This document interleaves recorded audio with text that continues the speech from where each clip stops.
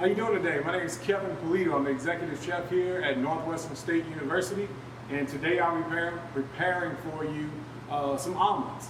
I'm going to show you a real basic cheese omelet that'll give you a foundation for adding other ingredients to it. And so at this point right now, I want to talk to you a little bit about these right here, because these right here are your most preventative maintenance for cross-contamination. The number one thing we have to worry about when we're working with eggs and other products in cooking is these right here, making sure that your hands always get washed. Number one reason for cross-contamination right here. You touch things and then touch something else. So what you want to do is, especially nowadays right now with everything going on, you want to get that water nice and hot to where you can tolerate it, like a bath water almost. Get it nice and warm, get it going, and the first thing you want to do is wet your hands up real good. Wet your hands all the way up. Because people don't think about it sometimes when you're riding in that car on a nice summer breezy day and you got your arm hanging out the window, all the trash and debris kicks up on your arms. You got to make sure you get your whole self clean. So at this point now, we're going to lather up real good. And because we started talking already, your 15 seconds have already started once that soap hits your hands like that. So a lot of people say you can do the happy birthday song, or you can sing your favorite song from the club, whatever you want to do. Just make sure you get it lathered up real good and you get real good in there. And also, one thing you got to remember as well is check those fingernails. A lot of gras-du and stuff hangs out in the fingernails. So what you want to do is make sure you get them all rinsed off real good. And then we have the automatic paper towel wipes right here. So what you want to do is real good, just make sure you cleaned up real good. And last but not least, use that paper towel to turn it off, because you don't want to go back and touch the same thing you just touched. So now you're like a surgeon. You got hands that are ready to go, and we're ready to produce some good looking food. And now that we got our hands cleaned up and everything, like I said, you won't be wearing gloves at home that often unless you're working with like raw chicken or beef or pork or something like that. But doing an omelet like this, I'm gonna go one hand with the gloves so I can touch the raw, and then one hand that I'm gonna keep without a glove on it. So especially nowadays, I want to talk to you a little bit about the actual culture of cooking, like with the families, bringing families together. Here in South Louisiana, this is one of the things that we strive on, is bringing families together around the dinner table, around the stoves, around the fire, talking about good times, talking about old times. One of the funny stories I wanted to share with you was my mother, I think, makes some of the best potato salad in the world, hands down. Wherever we go, that's what they want her to bring.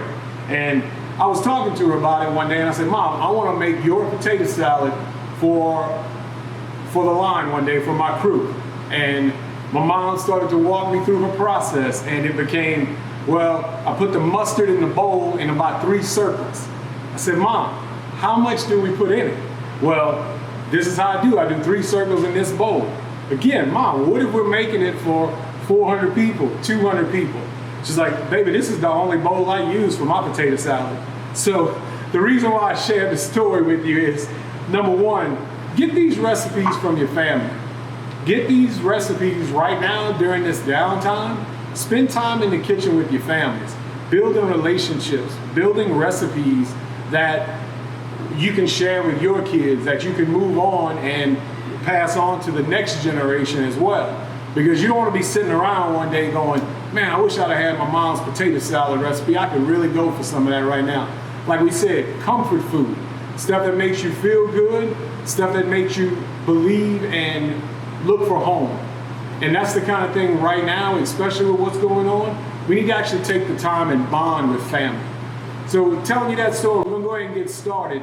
I'm going to make you a cheese omelet. We're going to walk through it step by step, and then we'll make another omelet on the side of it. But again, like I said, use this time to be creative as you want to be with this omelet.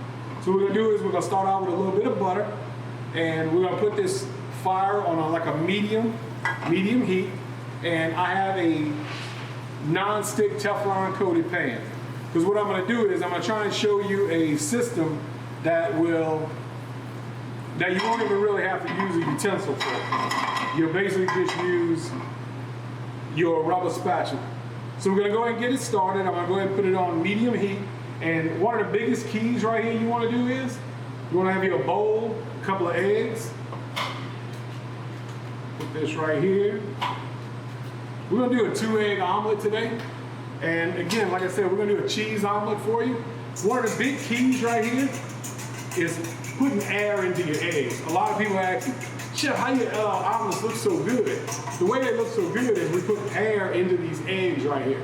Basically makes them lighter, makes them fluffier, gives them some volume. So again, take your time when you cook it. Take your time and talk about old times. And if this is a recipe that mom made or uncle made or something like that, get a piece of paper, write it down. You know what I mean? That way that foundation is there, like this cheese omelet I'm gonna show you. If it has a good foundation, you can add anything you want to it and just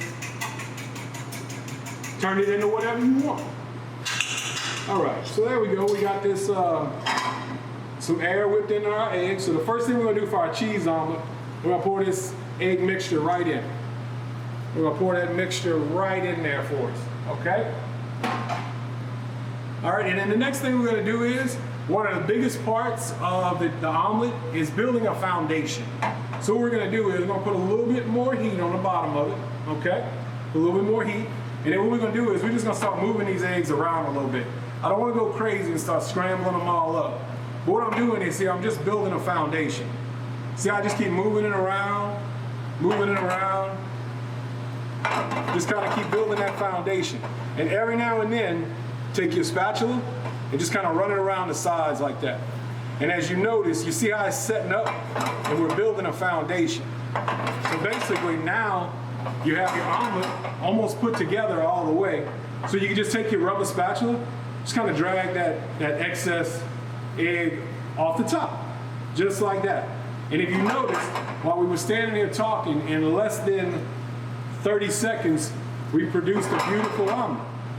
And if you notice, I never had to flip it over, I never had to touch it, I never had to, do the fancy flip or, so right now, if you look, we have a beautiful foundation built and almost all of our eggs are cooked completely. So what we're gonna do now is we're gonna grab some beautiful cheddar cheese, and at this point, this is where you can get creative. You can take the gloves off, you can go cheddar cheese, Swiss, mozzarella, provolone, brie, feta, Gouda, Munster. We can make a song out of it. You know what I mean? Just be creative as you want to be with your cheese. Let your cheese roll around. And again, if you see your skillet start to stick, if you noticed earlier when I was cooking, I threw a little bit of this butter off to the side so it wouldn't be too thick. Just take that little bit of butter that's on there, just kind of run it around your edges again. But as you notice, we already ready to come off the fire. So what we're gonna do is now we'll get our plate right here. We're gonna roll it over one time and keep that skillet rolling like that. And what that's gonna do is that's gonna melt our cheese beautifully.